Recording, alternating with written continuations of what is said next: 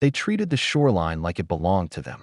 They danced on my dunes, dragged coolers across my grass, and hung string lights from trees I planted. They laughed as if the ocean belonged to the HOA, as if the property lines were a suggestion. The night the HOA Karen threw a wild beach party on my land started with a message I should have taken more seriously and ended with the kind of evidence even the president's lawyers couldn't sweep under the rug. I got home late that afternoon, hauling a crate of tools and a couple of boxes from town. The sky was bruised blue, the kind of late summer sky that smells like salt and old sunscreen. My gate was unlocked, not something I ever left unlocked. My dog met me at the steps, spinning like a drunk ballerina. I shrugged, thinking maybe I'd left it open that morning. Then I saw the footprints in the sand, 100 pairs crossing the dune like an army march. And the music. The bass thumped through the night like a heartbeat you couldn't ignore. At first I thought it was one of those nearby beach parties that blew in with a dozen college kids, loud, temporary, and gone by sunrise. Then I saw the banner draped across my lifeguard stand. HOA Summer Bash. Bright letters, glitter tape, sponsored by the community board. That was the moment my stomach dropped.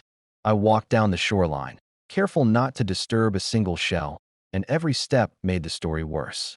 A long line of folding chairs sat on my private stretch, tipped beer cups, and empty plates on the sand. My picnic table, the one I built with my own hands last winter, had water damage and a carved heart where someone had thought it would be funny to leave initials. A stack of rented speakers thudded, and a cluster of women in sundresses clustered around a cooler with a woman in a white blazer barking instructions into a megaphone. She wore a name tag that read President. I stood there for a minute, soaking in the scene, cataloging everything like an appraiser. The party had lights strung into the trees, a rented stage, a porta potty placed where I had my compost heap, and a printed sign that read "No pets," as if my dog and I were the afterthoughts. My mailbox, a simple metal box my grandfather hammered into the post, had a flyer shoved inside. HOA Community Night. All welcome. The flyer had a footer, private beach, event permit granted by HOA board. They had forged their own permission. I didn't storm the crowd. That would have been satisfying in the moment, but foolish for what came after. Instead, I drove home, grabbed my camera, and started taking pictures. I recorded the timestamp, the license plate numbers of the food trucks, the receipts of the rented gear. I snapped close-ups of the banner where the glue hadn't sealed, where I could clearly make out an HOA logo and the president's name underneath. The woman in the white blazer, the one everyone called Karen in hallway whispers and group texts. People will say I became obsessive, that I let the petty anger fuel me. Maybe they're right. But this was my land. This was the shoreline where my daughter taught herself to skip stones, where my father carved our names into an old driftwood board the summer before he died. I couldn't let strangers treat it like a backyard playground for their political theater.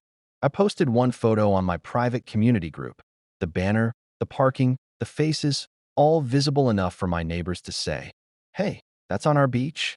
Within 15 minutes, messages blew up my phone. Some neighbors were furious. Others were confused. A few laughed and asked where to RSVP. The HOA page posted a follow-up. "Thank you for a successful community event. We love our neighbors." That was the lie that changed everything. Over the next week, I compiled a file. I went through the legal records at the town hall, learned about coastal setbacks, riparian rights, and the handful of permits required to hold an event on private shoreline property. The town required a special permit when amplified sound was used after sunset, a temporary use permit for large gatherings, and a release form when non-residents would set up structures. The HOA had none of those. They had a banner, a rolling trash bill, and a local politician who loved a photo op. When I asked the HOA board for copies of their permits, their faces dropped like they'd been caught in the act. The president sent me a condescending email about community outreach and shared resources, and the vice president called to offer a sincere apology if there had been any misunderstanding. That night, they posted photos of them serving cupcakes and signing kids up for a summer reading program. The comments were full of hearts and clapping emojis. No one was reading my emails. No one was looking at the permit office. But I kept digging. I found a thread on a private HOA forum where board members joked about cozying up to a county official to fast-track the permissions. A former rentals coordinator texted me anonymously and told me the event had been paid for by a corporate donor who wanted access to our coastal demographics. I subpoenaed the rental company for receipts. I pulled security footage from a neighbor with a Ring camera, footage that showed the president in a heated argument with a permit inspector the morning of the setup. The inspector rolled his eyes and left. No permit. The president waved him off, pointing to a check being drawn on the spot.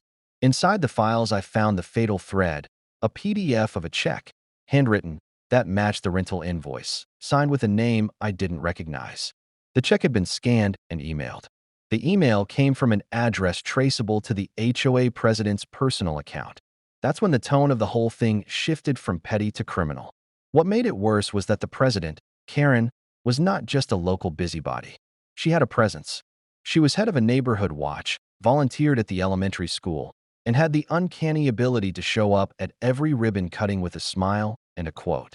She used those credentials to pressure vendors, to get discounts, and apparently to talk to a permit inspector into taking the day off.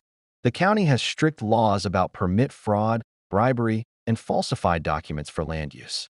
Once I had the receipts and the Ring footage and the emails, I made a choice I swore I'd never make. I called the county code enforcement office. They were careful on the phone, which is always a good sign. "We take these things seriously," the clerk said, "but you'll need to submit a formal complaint." So I did.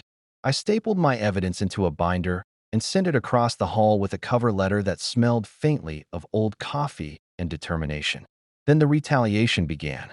First, there were passive-aggressive emails on the HOA listserv. Concerned resident posted vague insinuations that I was trying to profit from the land, that I was sowing division. Then someone used a drone to film my property one morning, hovering low enough that my dog went ballistic. Flyers appeared on my car windshield.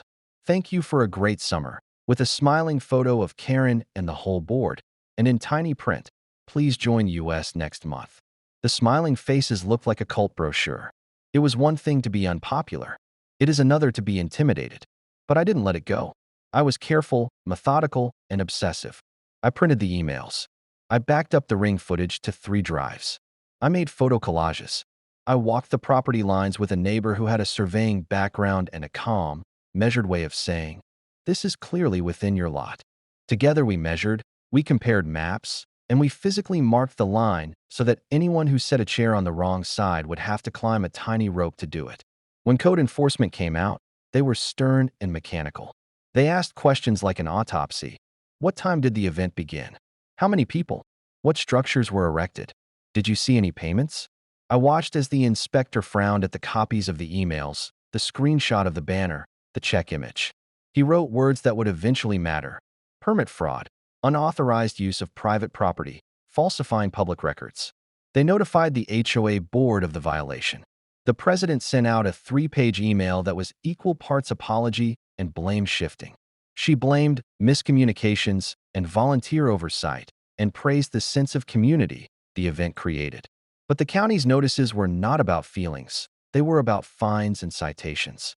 They scheduled a hearing. The town posted a notice of administrative review.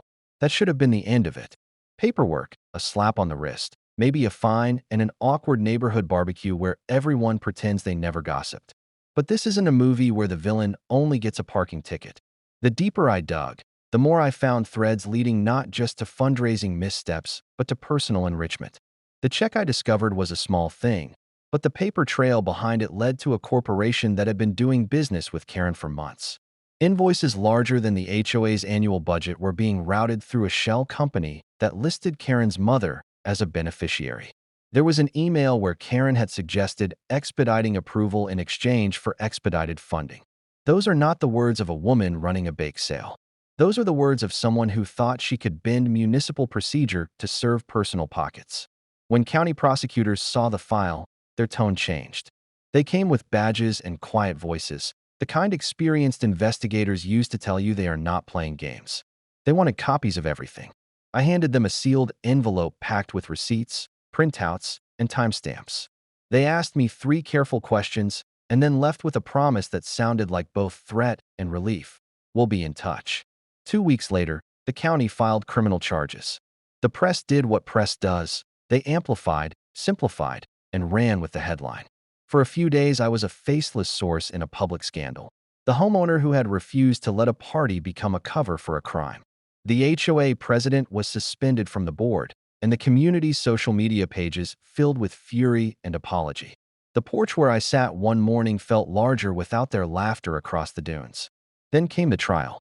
The president's defense painted her as a devoted community member who made a mistake under pressure, who thought she was acting in the best interest of the neighborhood. They pointed to the kids who had a free concert, the seniors who had a bingo night under the lights, and the photographs of neighbors smiling. It worked for long enough to turn some opinions. Community is powerful. It tempts people to look away from the details and focus on the outcome. But the prosecutors had something better than sentiment. They had digital breadcrumbs. Emails, timestamps, deposits, drone footage, and witness testimonies from vendors who had been paid in cash and coerced into helping the HOA's outreach. The prosecution carefully presented a timeline, laying out how the president had orchestrated approvals that never existed and then booked the event as if it were sanctioned. They showed how she had routed funds through a shell account to pay for the rentals and how she personally benefited from the arrangement. In court, under oath, she looked smaller than she had on the HOA's glossy flyers. Her voice faltered when asked about the scanned check. She claimed ignorance about the shell company. She said things like, "I assumed," and "I didn't know," and "we always did community events this way." But there were receipts with her handwriting and an email where she responded, "I'll handle the inspector. Don't worry about permits." That is the kind of line juries understand. I didn't need to be vindicated to sleep at night, but the verdict felt like a removal of a weight. The jury found her guilty on several counts: falsifying documentation, filing false permits, and conspiracy to commit land use fraud. The sentence was later handed down: probation for some, fines for others, and for the president, a short stint that would be measured in months, not years. Some called it justice. Others called it an overreaction. But the point wasn't punishment for punishment's sake. It was restoring a community's trust in municipal process and reminding people that private land isn't an open buffet for political showmanship. After the dust settled, the HOA reorganized. They held real meetings with posted agendas and proper permits. They created a fund for legitimate community events and hired a transparency officer to ensure nobody could sidestep the rules again. The board learned, the neighbors reconciled, and the beach returned to its natural rhythm: tides, footprints, and quiet mornings. I fixed my picnic table and sanded out the carved heart, replacing it with a plaque that read only 3 words: respect the line. People asked me if I felt vindictive during it all. I told them no. I felt protective. The difference is significant. Vindictive is about hurting. Protective is about preserving. I never wanted the president's life destroyed. I wanted the truth revealed. Legal consequences followed because the system found evidence of wrongdoing.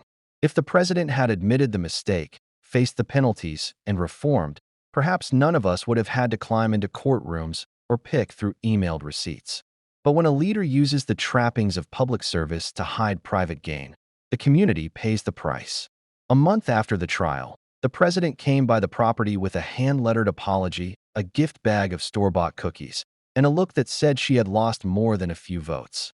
I accepted the apology and gave her the list of permits she now had to file if she ever wanted to host anything legitimately. She left with a promise to do better. Whether she keeps it is a story for another day. The ocean hasn't changed. The gulls still squawk, families still come for afternoon swims, and kids still bury their toes in the sand. What changed was the line we all agreed to respect. Not the property line carved into a surveyor's map, but the line between civic pride and civic corruption. For too long, the word community had been waved like a banner to justify shortcuts. Now it needed to mean something more: consent, permission, transparency. There is one image that will stay with me.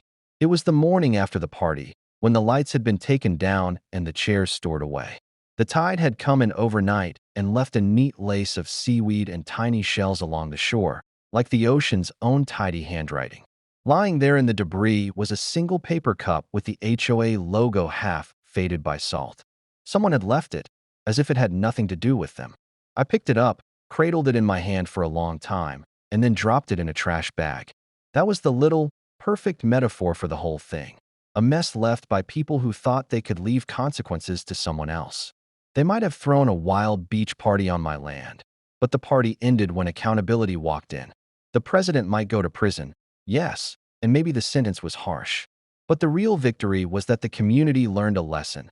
Private property is not a stage for public theatrics, and community means more than a smiling photograph on a flyer.